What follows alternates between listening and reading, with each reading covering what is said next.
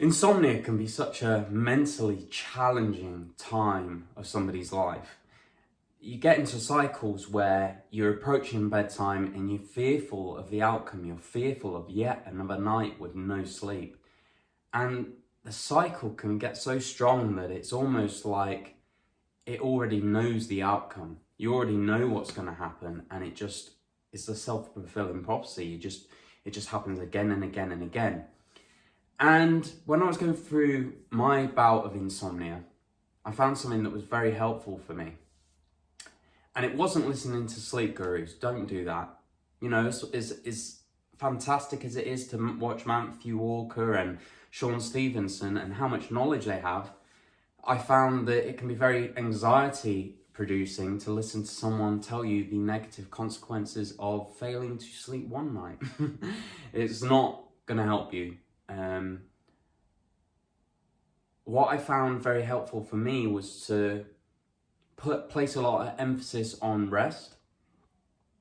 And I almost painted a perspective for myself, whether it's true or not, I didn't really care. But rest, good quality rest, is just as good as sleep. And when I had that shift in my mind, I was like, okay, I might not sleep tonight, but I'll be able to rest in bed. And it was a very big shift for me, because insomnia, it takes time to heal it. It takes time to fix it. And it takes a lot of good quality habits over time to finally get your circadian rhythm back into a healthy rhythm. But initially it can be very, very daunting.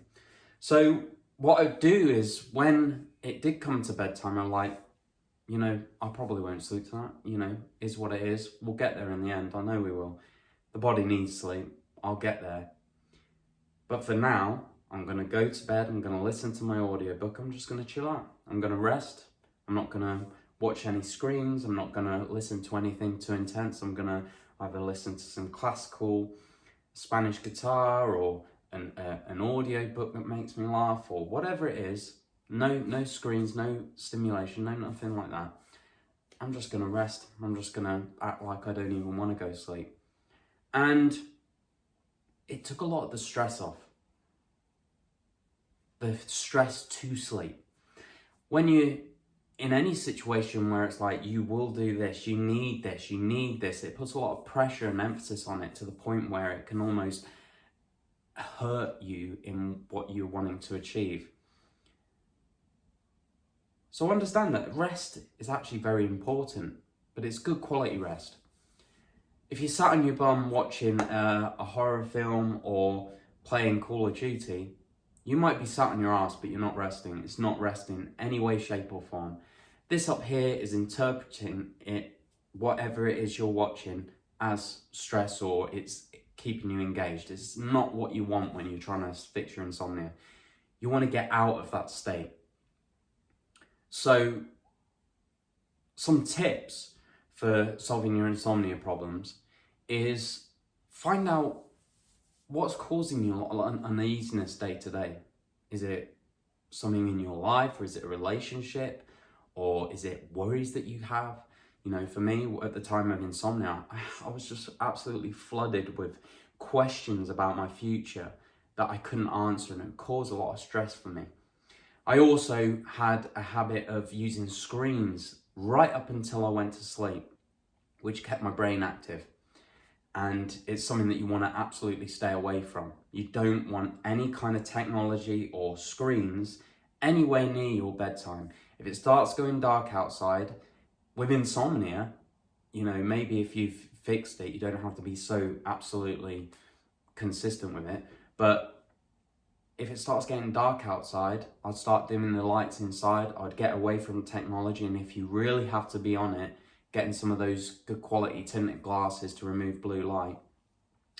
And if you are going to watch it, stay away from, you know, killer documentaries, anything that keeps you a bit wired, a bit buzzed, anything like that. Just something relaxing, something that makes you laugh, some music, or watching you know how your body reacts. And if I played World of Warcraft, if I played Call of Duty, if I played Counter-Strike, I was wired. If I watched Dexter, where he was killing people or what, all these things, I knew that it was engaging me, it's wiring me. And that's exactly where you don't want to be when you're fixing your sleep problems. So stay away from all of that.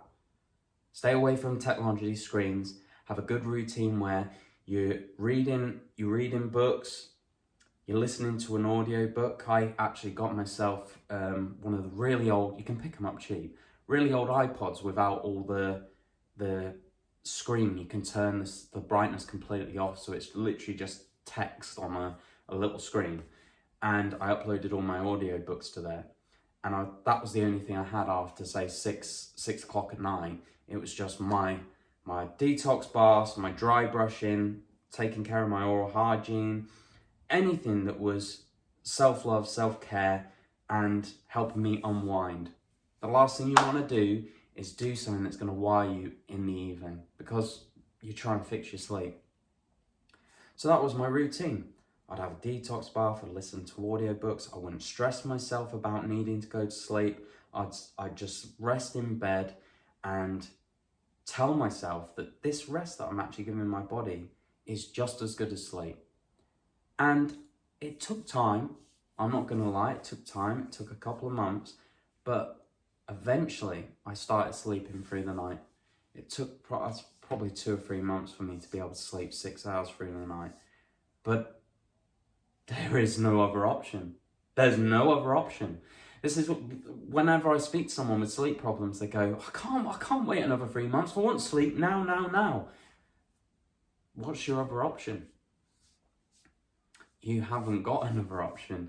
You can go to the doctor, you can get Zopiclone if you like, but that isn't sleep, and you know it. If you've taken Zopiclone, you know that when you have that pill, you don't wake up going, yes, what a lovely night's sleep. You wake up going, because you've been tranquilized, you've been knocked out, you have not had a peaceful, deep sleep with lots of, all the stages of REM sleep. You've not had any of that. You've been artificially knocked out. So you've been unconscious, so you don't have to think about the problems related to sleep, but you are not refreshed, you are not well slept, you are not feeling good. It doesn't solve anything. There are times when you just need it. I get it. You do whatever you need to do. But for me, I got off the Zopiclone because I knew that it was actually achieving nothing. It would be much better to lay in bed and rest and be peaceful with yourself, love yourself, and not stress yourself out about all these questions you have to answer, and do that rather than take an artificial drug that's gonna knock you out. So that's the top and bottom of it. Was good, healthy routine done consistently, regardless of how the results were initially, and did it over and over again because I knew that it wasn't going to harm me in helping me get back to where I need to be. And then over time, the circadian rhythm comes back into a normal routine. Exposing yourself to light in the morning, just going outside or looking out the window, just exposing yourself to as much light as you can is another positive thing, but it does take time. There's no two ways about it, but there's no two ways about the fact that you actually have no other choice if you want to solve this. You could go to the doctors, get Zopiclone and be artificially knocked out, and then 6 months to a year when that problem hasn't resolved, you'll have looked back and gone, why didn't I just commit to doing it a year ago, because this would have been solved by now. This is the way you have to think, and that's how I sorted my insomnia out.